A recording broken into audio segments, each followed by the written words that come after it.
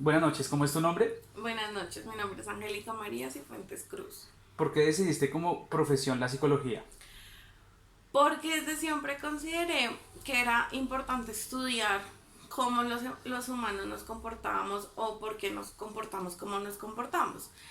Em, Siento que la psicología es esa ciencia que nos ayuda a modificar comportamientos y a modificar emociones y a quitar malestares, pero haciéndolo de una forma científica. Cuando nosotros trabajamos con personas no nos podemos dar el lujo de trabajar con agüeros o de trabajar cosas porque sí, es necesario hacerlo con una ciencia. Entonces siempre quise ayudar a las personas, pero sentí que lo tenía que hacer de una manera adecuada y por eso elegí la psicología. ¿De acuerdo? ¿Qué quieres aportar con tus conocimientos a la sociedad?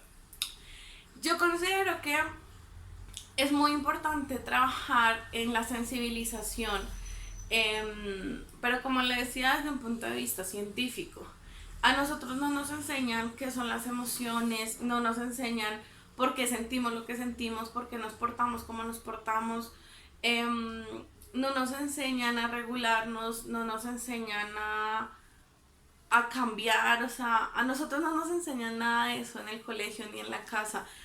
Entonces, yo siento que lo que más debemos hacer en la sociedad es desde niños enseñar, sensibilizar qué es la emoción, qué es el comportamiento, por qué pasa lo que pasa, y cómo lo debemos manejar sin volverlo un tabú o un sufrimiento. Entonces yo siento que el mayor aporte a la sociedad es educar y sensibilizar.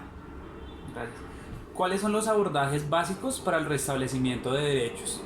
Cuando nosotros hablamos del restablecimiento de derechos, desde el ICBF, pues tiene dos abordajes. Una, el abordaje legal, que tiene que ver precisamente pues con los derechos de los niños considerados como el área legal.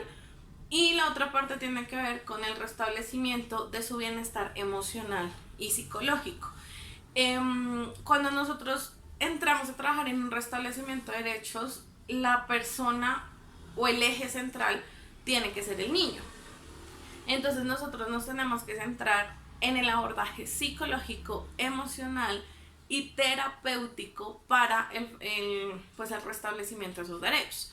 ¿Por qué digo que terapéutico? Porque muchos niños, y se ha comprobado científicamente que tanto la violencia física, emocional, la negligencia, el abuso sexual, bueno, cualquier tipo de abuso genera dificultades de desarrollo, dificultades en el cerebro.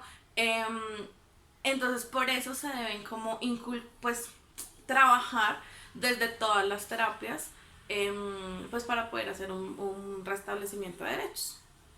Listo. ¿Bajo qué normatividad se enmarca el perfil de psicología en el Instituto Colombiano de Bienestar Familiar? El perfil del psicólogo en el Instituto Colombiano se enmarca desde el área clínica y desde el área especialista.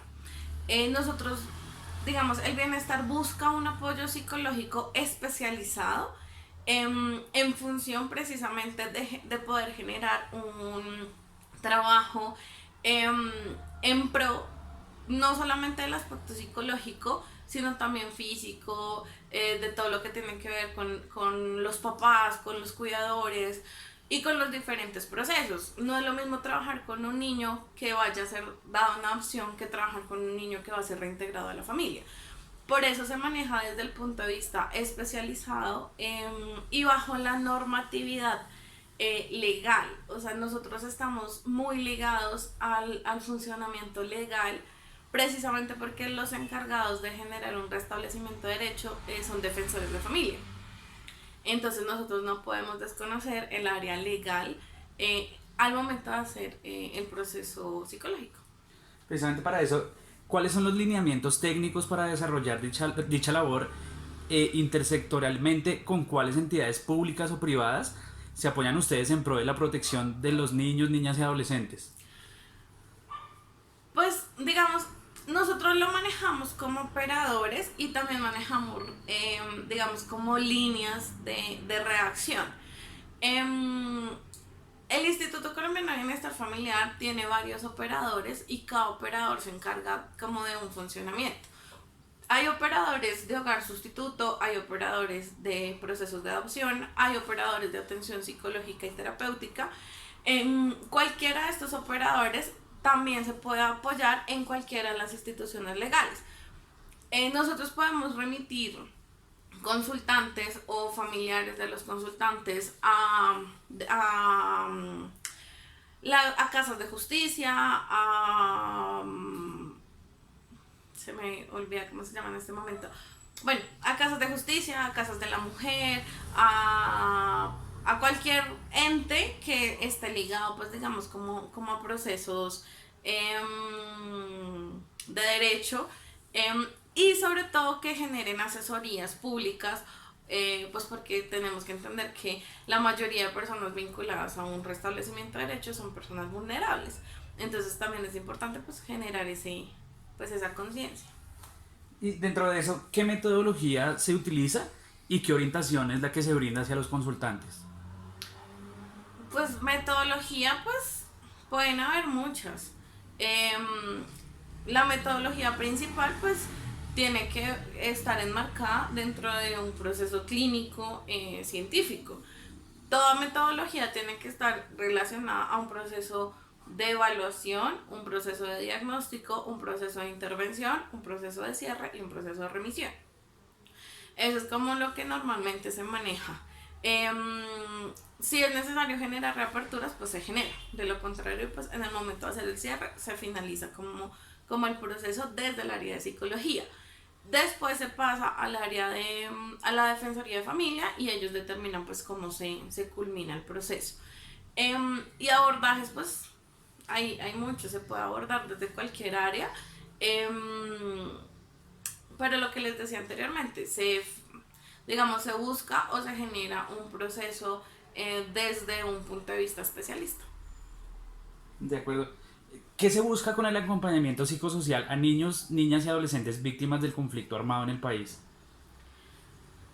Pues bueno, digamos que si nosotros lo hablamos de manera general, digamos como que el objetivo principal está enlazado como en la resocialización o en el reintegro adecuado de los niños a la sociedad y también a su ciclo de vida. No es lo mismo que tú reintegres a un niño de 12 años a que reintegres a un adolescente de 15, 16, 17. Entonces, el objetivo general va a ser el reintegro y pues el restablecimiento de sus derechos. Pero cada caso y digamos cada situación va a ser completamente diferente porque no es lo mismo un niño que secuestraron a un niño que los papás entregaron. Entonces siempre va a generar una modificación en el objetivo terapéutico. Pero pues digamos que el objetivo general es la reinserción social. Listo. ¿Qué atención se le debe brindar a los niños, niñas o adolescentes víctimas de violencia sexual? Digamos que lo más importante cuando se trabaja con niños víctimas de violencia sexual o adolescentes víctimas de violencia sexual es evitar la revictimización. Hay diferentes tipos de terapia o de teorías que generan diferentes mecanismos o diferentes procesos para generar la intervención. Pero como lineamiento se debe evitar siempre la revictimización, por lo cual uno no puede indagar o no le puede pedir al niño que genere narraciones o verbalizaciones directas de los presuntos hechos o de los hechos que ocurrieron. Eso es algo importantísimo porque la revictimización es una forma de maltrato, es una forma de generar vulneración emocional. Entonces eso sería como lo principal. El segundo objetivo, digamos como más amplio, tiene que ser